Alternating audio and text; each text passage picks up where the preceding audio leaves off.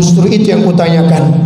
Semestinya orang yang syahid itu yang menurutku duluan masuk ke dalam surga, paling tinggi nikmat surganya. Kata Nabi, tidak. Dia masuk ke dalam surga, bahkan dialah yang mengundang kamu dan sahabatmu itu masuk surga, karena dia pernah melewati satu Ramadan full satu kali lagi. Dan di Ramadannya itu dia bermunajat kepada Allah agar menjadikan itu Ramadannya yang terakhir kali. Dan betul saja Ramadannya yang terakhir kali itu mengantarkannya kepada nikmat surga yang lebih hebat dari seorang yang meninggal dunia dalam keadaan fisabilillah atau syahid. Assalamualaikum warahmatullahi wabarakatuh.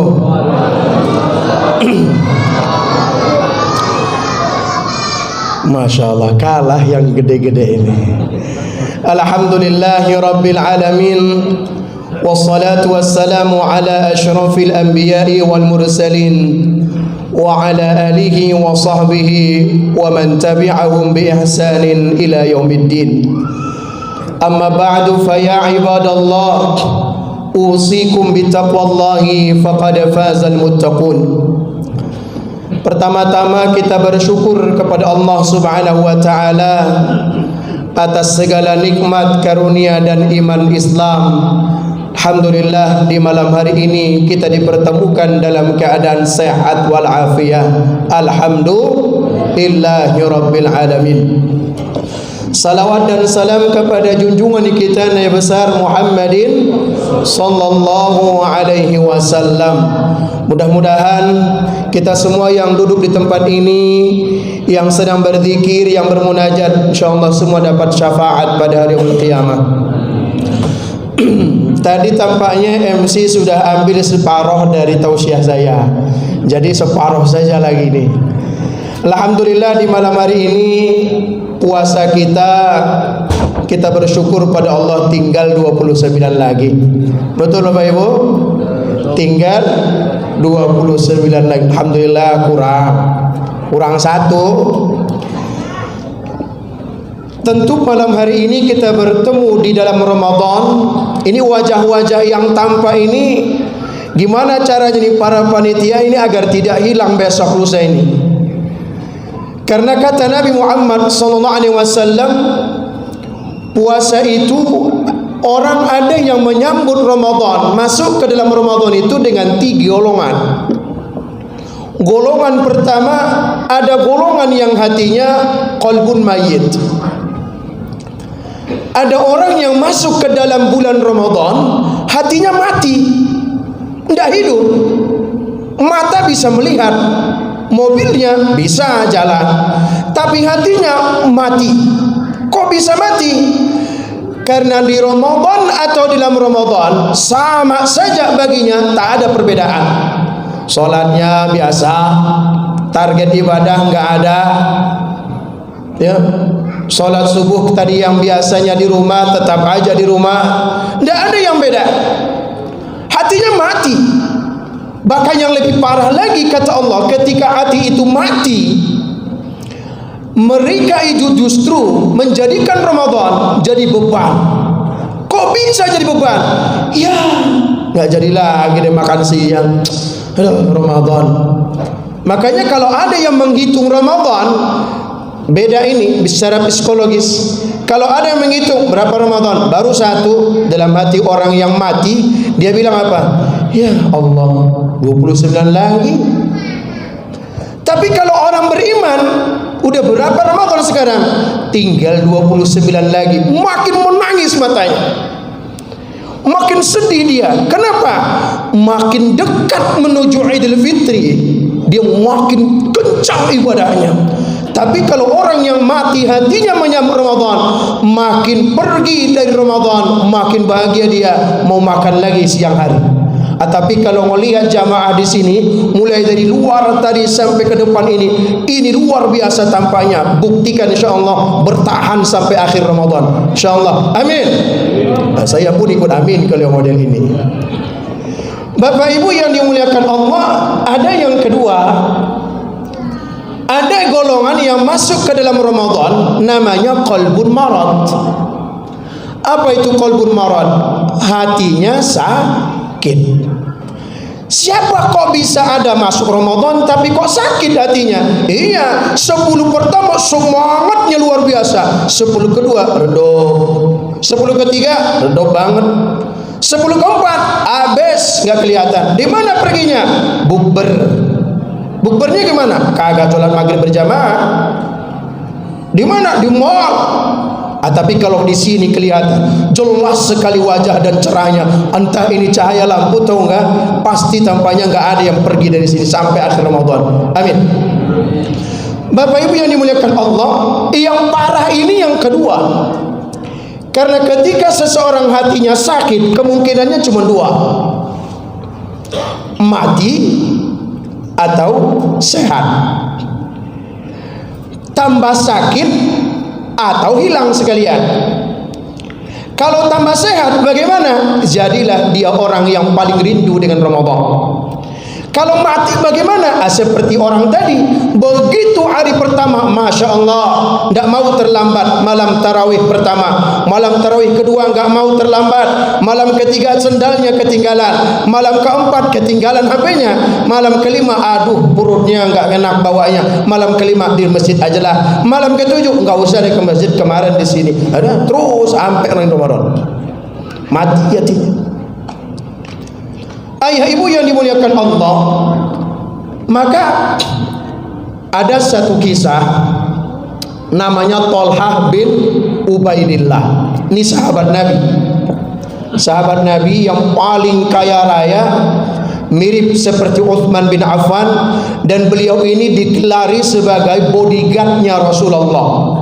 Ketika perang Uhud, yang paling terdepan membentengi Nabi itu namanya Thalhah bin Ubaidillah. Beliau ini punya kawan.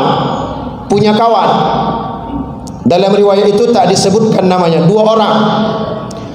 Ketika turun ayat tentang berjihad yang disampaikan Jibril kepada Muhammad SAW, bahwa orang yang meninggal dalam keadaan jihad fisabilillah itu syahid, surga balasannya. 2 sahabat ini, sahabatnya Thalhah ini ngomong depan Thalhah, bilang apa? Itu kemarin wahyu yang turun, pengen saya jadi orang jihad sajalah biar syahid fisabilillah. Kata kawan saya juga, saya mau syahid fisabilillah, pengen beli surga dengan jiwa saya. Oh kalau begitu kita salaman, mari kita perang Uhud nanti, kita semangat biar syahid dua-dua kita ketemu di surga. Dua-duanya Pak. Apa yang terjadi?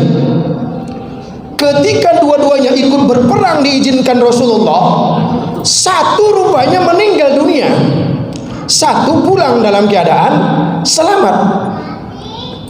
Ketika pulang satu yang selamat ini, yang satu meninggal dunia, 1 tahun kemudian yang pulang dalam keadaan selamat ini meninggal karena sakit. Meninggal karena sakit. Yang pulang dalam keadaan sehat ketika perang itu. Meninggallah dua-duanya, sahabat Thalhah ini. Semeninggalnya orang yang sakit ini, 2 orang yang dulu pernah berjanji ingin meninggal dunia ketika perang agar syahid, mimpilah Thalhah bin Ubaidillah bin Ka'ab bin Sa'id. Dia mimpi. Mimpinya apa? Thalhah lihat dia sedang duduk di pintu surga. Di pintu surga Thalhah. Lalu kemudian datanglah sahabatnya yang dulu meninggal pertama kali ketika perang, atau yang meninggal dunia ketika syahid, duduk pula menemani Thalhah bin Ubaidillah.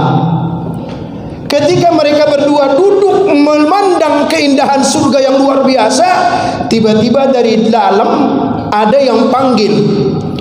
Bilangnya apa? Assalamu alayka ya ibadallah. Salam wahai hamba Allah yang sedang duduk berdua, mari silahkan masuk ke dalam surga, mari ke tempatku. Rupanya suara siapa? Suara orang yang meninggal 1 tahun kemudian karena dia meninggal dalam keadaan sakit. Masuk orang ini, Talha disuruh keluar. Ya Talha, laisa ladaika al-ana fi mau'idik. Ini bukan jadwalmu sekarang masuk surga, pulanglah kamu. Lalu terbangunlah Talha dari tidurnya, dari mimpi tersebut, sampai ia berlari ke rumah Nabi Muhammad SAW. Sampainya di rumah Nabi itu di waktu subuh, Pak. Berangkat dia ke rumah Nabi, hanya ingin nanya kepada Nabi, itu cerita mimpi tadi benar gak itu? Nanya kepada Nabi, ya Rasulullah, barusan saya bermimpi dua sahabat saya itu sekarang dalam surga, tapi ada yang aneh bagiku ya Rasulullah. Kenapa? Kata Rasul, coba ceritakan dulu. Diceritakan oleh Nabi bahwa cerita mimpimu ini benar, dan aku dibisikkan oleh Jibril bahwa mimpimu ini benar, wahai Talha. Tahukah kamu kenapa orang yang sakit, yang meninggal setahun kemudian itu lebih dalam, surganya lebih tinggi nikmatnya, dan dia lebih awal dalam masuk surga daripada dia yang syahid di peperangan? Aku nggak tahu ya Rasul. Justru itu yang kutanyakan. Semestinya orang yang syahid itu yang menurutku duluan masuk ke dalam surga, paling tinggi nikmat surganya. Kata Nabi, tidak.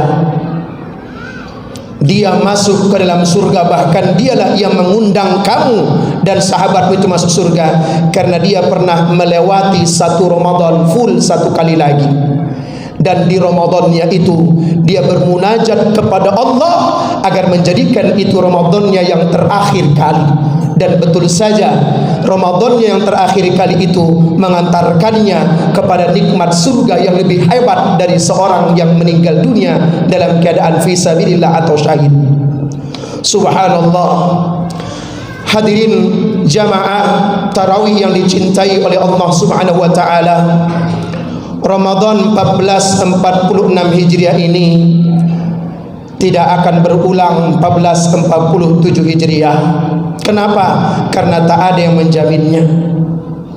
Maka kata Nabi, orang yang paling celaka ketika masuk ke dalam Ramadan adalah seseorang yang masuk ke dalam Ramadan tapi ia tidak mendapatkan ampunan dosa dari Allah Subhanahu wa taala sampai ia wafat. Ini Ramadan kita kadangkala maaf Bapak Ibu, seringkali kita dengar Ramadan ini dibagi di kotak-kotak. Kotak pertama 10 pertama katanya rahmah. Kotak kedua 10 kedua katanya maghfirah. Kotak ketiga 10 ketiga namanya aidku minan nar. Ini hadis palsu. Ini hadis dhaif. Kenapa? Setiap malam Ramadan semuanya rahmat. Tiap malam Ramadan ampunan semua. Tiap malam Ramadan ada ribuan hamba Allah di malam hari ini yang dibebaskan dari api neraka. Bunyinya apa? Inna lillahi utaqaun fi kulli yaumin lailatin Ramadan. Sesungguhnya Allah memiliki ratusan ribu orang di setiap malam Ramadan yang diampuni dan dibebaskan oleh Allah dari api neraka. Jadi jangan hanya menganggap 10 pertama yang rahmat. 10 kedua juga rahmat. Ini juga maghfirah. Ya, bedanya apa? Bedanya kata Allah Subhanahu wa taala, ketika masuk Ramadan maka Allah Subhanahu wa taala itu panggil dua malaikat, panggil dua. Satu malaikat penjaga neraka, satu malaikat penjaga surga. Apa kata Allah? Malaikat, tahu besok itu hari apa? Bulan apa? Kata dua malaikat ini, bulan Ramadan ya Allah. Baik, tugasmu wahai malaikat penjaga surga, buka itu lebar-lebar pintu surga, hiasi seluruh pintunya, mantapkan, dan sediakan satu pintu khusus untuk ahli puasa di Ramadan, namanya pintu Rayyan. Dan kata Allah, neraka, penjaga neraka sini, itu neraka tutup rapat-rapat. Yang sedang dicincang di dalam kuburan gara-gara nggak sholat tuh berhenti dulu sebentar, jangan ada azab kubur. Memang dicincang. Maka kemudian seluruhnya di bulan Ramadan ini bukan hanya keberkahan dirasakan oleh orang yang masih hidup, tapi para ahli kubur pun merasakan keberkahan yang sama karena kita berada di bulan Ramadan. Maka ayah ibu yang dimuliakan Allah, hakul yakin, kita yang sedang duduk di tempat ini, kita akan memberikan kiriman hadiah terbaik buat para almarhum almarhumah kita. Doakan mereka. Satu saja perbedaan antara kita dengan mereka, sama-sama merasakan rahmat Allah, karena mereka tak ada azabnya di bulan Ramadan ini. Pembedanya adalah kita masih bisa produktif melakukan amal soleh di malam-malam Ramadan, tapi mereka tak bisa sama sekali. Ayo wujudkan keinginan mereka dengan memberikan dan mengirimkan pahala terbaik buat mereka. Bacakan Al-Quran, doakan buat mereka. Berikan bukaan buka puasa, garansikan pahala puasa kita, kirimkan buat almarhum almarhumah agar mereka terwujud keinginannya sama seperti kita yang sedang hidup ini. Mudah-mudahan di Ramadan kali ini adalah Ramadan terbaik dalam hidup kita. Kalaupun ini adalah Ramadan terakhir dalam hidup kita, mudah-mudahan kelak kita masuk ke dalam surga, karena Ramadan ini Ramadan paling terbaik seumur hidup kita. Insyaallah taala.